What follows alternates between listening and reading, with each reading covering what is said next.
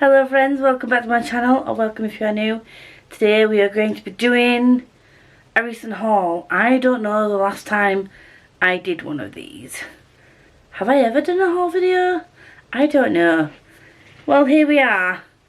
I'm going to just go through books that I've hauled from various different ways in the last couple of months. I probably will miss books out because brain functioning, not knowing how to, but these are the physical books I've hauled. There are some ebooks. There was Ghost Cloud, there was Ladies of the Secret Circus, and I'm sure there's another one that I missed, but these are all going to be physical books that I've hauled. So let's just dive right in because there's a few. So first up is A Dark and Starless Forest by Sarah Hollowell. This was the October book for the Abraxas box. Becca had a fit when I put the signed book plate in that way. But to my defence, when I first saw this, I didn't think it was going to fit sideways. So I didn't. Either way, it's in there now, it's done. But this follows a girl, what's her name? Derry. This follows a girl called Derry and her 8 sisters who live next to a really dark forest that's very eerie, and then her sisters start going missing, things start happening, and she has to find out what's going on. Is it going to be a chosen one trope? I don't know. We'll find out. Next up, this was November's Fairy Loot, and this was Jade Fire Gold. I don't know much about this, but look at those edges. Look at the sprayed edges. This is a special edition cover. I will overlay the original one here. But the Fairy Loot special edition has that under the cover. And it also has that dust jacket. And I have to give it to Fairy Loot. They have smashed it out of the park with this one. I don't even know if I'm going to like the book. But it's pretty. It's so pretty. And yeah, those edges, I just can't go over those edges. Wild Ones by Nafisa Azad. This was in September's Abraxas box. I think. I love the cover. I have absolutely no idea whether I'm going to like the book. It's not one I've heard of. So it was a girl called Pahili who is betrayed by her mother and sold to a random man for a favour. And then she somehow gains the ability to go to the in-between, I think it's called. The Between. A place of pure magic and mystery. And it's about her fighting magical forces. And I love the cover. I'm not normally one for pinks and purples, but this is cute. I'm going to move this because it's in my way. I just realised like it's right in the camera's way. Do we ever all get through our TBRs, or do we just keep buying pretty books for shelves? Next up we have Vespatine. This was pre-order. Is it the first of the series? Think about the first of the series. I don't know. This is by Margaret Rogerson. I bought it because it was pretty. Don't know what the book is about. Artemisia is training to be a Grey Sister, a nun who cleanses the bodies of the deceased so that their souls can pass on. Otherwise they will rise as spirits with a ravenous hunger for the living. She would rather deal with the dead than the living, who trade whispers about her scarred hands and troubled past. When her convent is attacked by possessed soldiers, Artemisia defends it by awakening an ancient spirit bound to the saint's relic. It is a revenant, a malevolent being that threatens to possess her the moment she drops her guard. Wielding its extraordinary power almost consumes her, but death has come to L'Oreal, and only a Vespatine, a priestess trained to wield a high relic, has any chance of stopping it. With all the knowledge of Vespatine's lost to time, Artemisia turns to the last remaining expert for help, the Revenant itself. As she unravels a sinister mystery of saints, secrets and dark magic, her bond with the Revenant grows, and when a hidden evil begins to surface, she discovers that facing this enemy might require her to betray everything she has been taught to believe if the Revenant doesn't betray her first. So that sounds fun, fine, funky and fresh. I'm looking forward to getting this. Another cover by was A Little Thieves by Margaret Owen.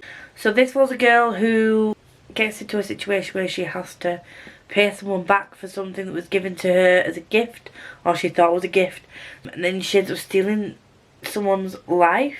Yeah, she steals someone's life by like replacing her, kind of like a parent trap situation but without consent, and it just follows her after she steals someone's life and causes havoc, I think. You'll note that a lot of these are a case of I bought them because they were pretty. I will get around to them at some point.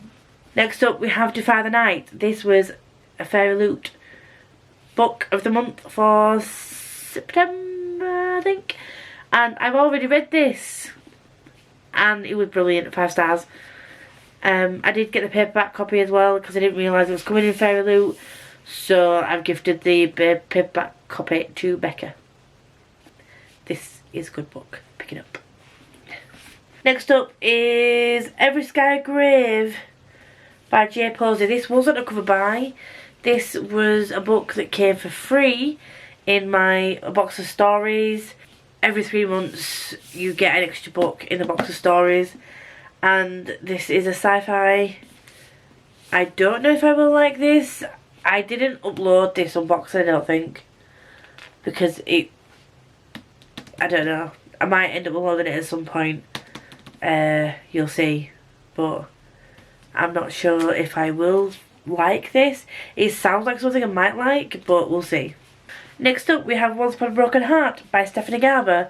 I haven't read this yet, but I will be reading it soon.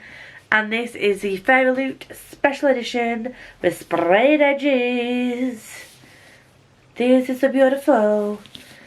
And then we have the naked cover, which is just stunning, and reversible dust jacket out. These are the inside pages. So pretty, so pretty. I also bought the standard edition of this from Waterstones. Again, don't think I realised it was coming in a box when I bought it, but I'm excited to get to it. Next up we have 2 pretty books, Spin the Dawn and Unravel the Dusk. These are the Fairy Loot Special Editions, and I have not read these yet either. I bought them because they look pretty. This follows a girl who, see, this is a Milan retelling. She's a tailor, I think. Yes, a tailor in disguise, it says on the back. So, but to be fair, the aesthetic of these, again, 6 Crimson Cranes with the Fairy Loot edition, stunning. A Dot from the Dark. This was a book that was also in my box of stories. I lied. Every Sky Grave was in my first a box of stories unboxing. This was the one that came in last month that I don't know if I'm gonna like or not, because it's kind of more like a magical realism than sci-fi or fantasy that I would normally read, but it is only a small book. So when a late night radio DJ Aspirin stumbles across 10-year-old Aliona, he takes her home to keep her safe, but in the morning sinister doubt sets in. Who is she really? A young con artist? A plant for a nefarious blackmailer? Or perhaps a long lost daughter Aspirin never knew existed? Whoever this mysterious girl is, she refuses to leave. So the synopsis goes on, but basically eerie things are happening around us. It's kind of like a slightly thriller-esque, but it has some like magical elements in it. It's really strange. I don't know if I like it, but there we go. Next up we have a ton of books that I've got from a box of stories. So next up we have David Mogo God Hunter by Suyi Davies Okumboa. I'm really sorry if I mispronounced that. I tried. This, along with a couple of the others that I'm going to mention, are all quite political, and the more political sci-fi-esque books. And these were the ones that came in the last A Box of Stories box, which I don't know if they're going to be my thing or not, but I am going to give them a go. This says, the gods have fallen to earth in their thousands and chaos reigns. Though broken and leaderless, the city endures. David Mogo, demigod and god hunter, has one task: catch 2 of the most powerful gods in the city and deliver them to the wizard gangster Lukman Ajala. No problem, right? So the quote on the back says, a Nigerian Harry Dresden. We'll see. Next up was again in October's box of stories, and this was Ruin's Wake. And it says, in a world with no past, who controls the future? Ruin's Wake imagines a world ruled by totalitarian government, where history has been erased and individual identity is replaced by the machinations of the state.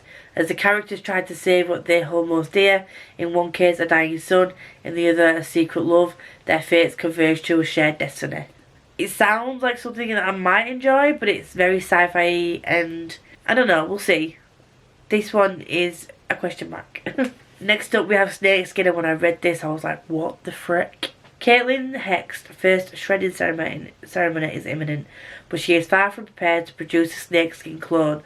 When her skin fails to turn to dust as expected, she must decide whether she wishes the newcomer alive or dead.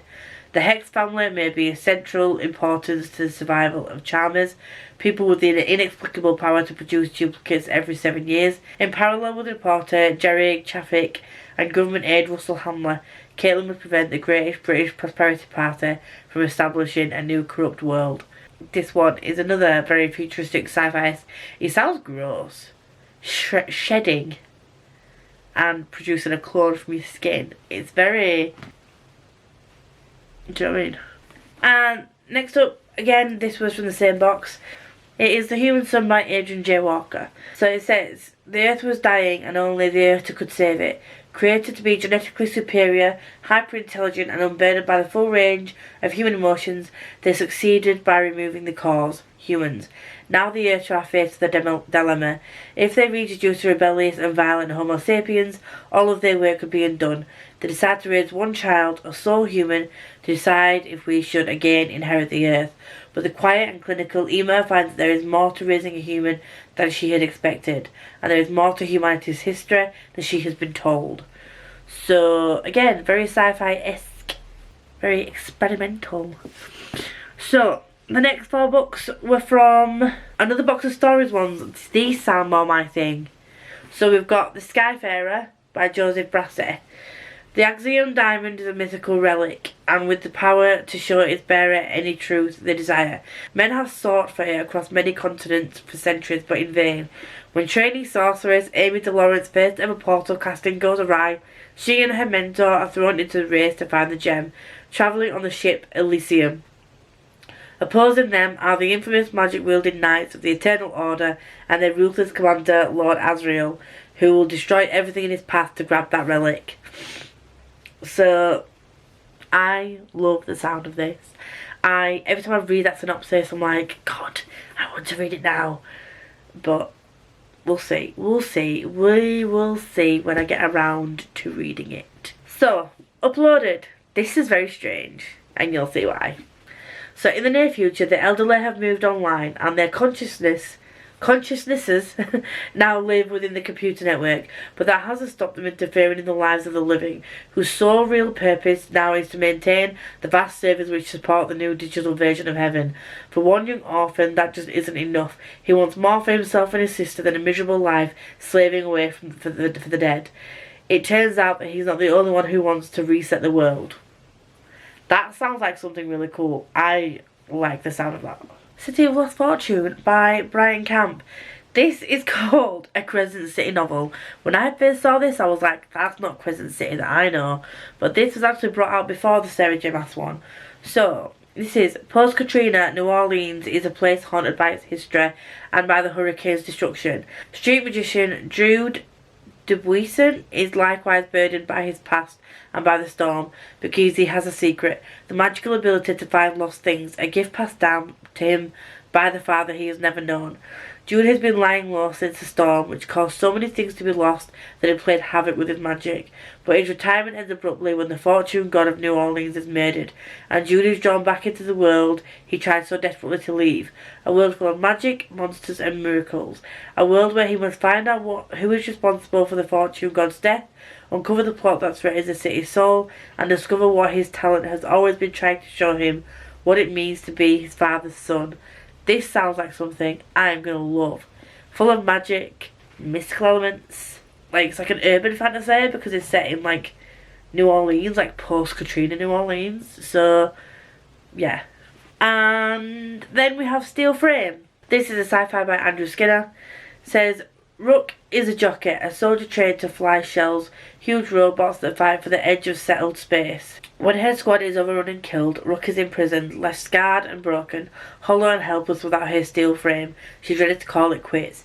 Then she's sold to Norcal, a vast frontier corporation, given another shell, a near-decrepit Juno, as broken as she is and centuries older, and sent to a rusting bucket of a ship to patrol the eye on a nerving permanent storm in space, where something is stirring. That sounds intriguing. Next up, we have The Flat Share by Beth O'Leary. I hauled this a few months ago. This was when it was a mystery book. I got it from How Novel. This was a book that basically, the way How Novel works is you look at their website, they have books wrapped in brown paper and they have like 4 different clues to what's inside it. It tells you what type of book it is. And I picked this because it sounded interesting. So I'm still not sure whether I want to pick this up because I've heard very mixed things about this. Next up we have Paris Adrift. This was in a box of stories. I can't remember which one it was. I think this was my first one. It says, Paris was supposed to save Halle, but Paris has other ideas. She's linked to a hole in time and chosen by fate to prevent a terrible war. Tumbling through Paris's turbulent past and future, Halle changes the world and falls in love. With every trip she loses a little of herself, and every change she makes ripples through time, until the future she's trying to save suddenly looks nothing like what she hoped for. So this is kind of like the butterfly effect, but make it in a book. Love is a Revolution. This was gifted to me by Jamie in Bookland. Love you. And this was gifted to me along with A Castle of Flames, which is on a bookshelf somewhere else. And what else was there? There was another book as well that's in a bookshelf down there.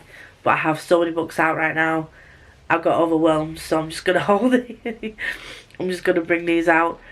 This is about a girl. I think she tries to change herself for love. Yeah, so this one's a girl called Nala. She basically tries to impress a guy called Ty. And she says that she has things in common with him to make him like her. And it's a journey of self-love, I think. So this is a cute little contemporary. Jamie said he really enjoyed it. I'm hoping I really enjoy it. So thanks for that, Jamie. And the final 2 books are Under the Whispering Door by TJ Klune. I really want to get to this month, but I still haven't been able to get around to it. This is the Waterstones edition. So pretty. And it has a little ribbon bookmark. Can you see in there? This is the 3rd book I've got of TJ Klune's because Barbara gifted me The Extraordinaries for my birthday. And this is about a guy who's died, I think. A Reaper comes to collect Wallace from his own sparsely attended funeral. I'm guessing this is queer because TJ Klune likes his queer books. But I'm really excited to read this and I'm loving the special edition I got from Waterstones. Finally, A Psalm of Storms and Silence. This is the 2nd book in... I don't know what the trilogy, I don't know what the series is called. It's the 2nd book after the Song of Wraith and Ruins. This is going to be following Karina and Malik after the incident that happened in the 1st book. And this is the special edition, spread edges, beautiful, absolutely stunning cover that my sister bought me for my birthday. Again, I probably missed off a few things. I was also gifted A King of Battle and A King of Battle and Blood by Scarlett St. Clair that is on my December TBR. I always forget to include ones that were gifted for review. You'll see them come up in my videos anyway because I generally sort of share when I get those books during my vlogs. I don't usually do full sort of haul videos, but I've enjoyed this. Are there books everywhere now? Yes. Am I annoyed that I'm going to have to clean all these books up? Yes. This is probably why I don't do haul videos, but such is life. I'm going to go out and try and find places to put these extra books that were on my TBR cart, and I need to find a place on my shelves that Becca's just organised. So wish me luck on that one, and I will see you all in my next video.